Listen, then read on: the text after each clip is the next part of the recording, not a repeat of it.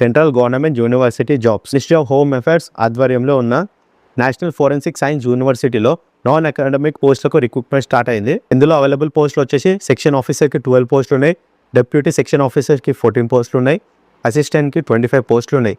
Qualification గురించి మాట్లాడుకుందాం. Any డిసిప్లిన్లో bachelor degree ఉండాలా, ఓకే, డిగ్రీ సర్టిఫికేట్ ఉండాలా, ఏ గ్రూప్ అయినా పర్లేదు. మినిమం 55% ఆఫ్ మార్క్స్ ఉండాలా. హిందీ, ఇంగ్లీష్, కంప్యూటర్ నాలెడ్జ్ కంపల్సరీగా అవసరం. ఏజ్ లిమిట్ వచ్చేసి సెక్షన్ ఆఫీసర్, డిప్యూటీ సెక్షన్ ఆఫీసర్కి 21 ఇయర్స్ నుంచి 40 ఇయర్స్ లోపు అయితే ఉండాలా. అసిస్టెంట్కి 21 ఇయర్స్ నుంచి 35 ఇయర్స్ లోపల అయితే ఉండాలా. Age relaxation as per government rules ప్రకారం అయితే ఉంది, ఓకే.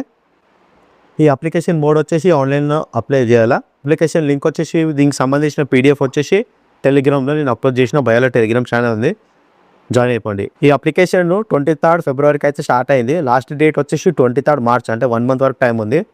ఇంకా టైం ఉంది కాబట్టి వెంటనే అప్లై చేసేయండి.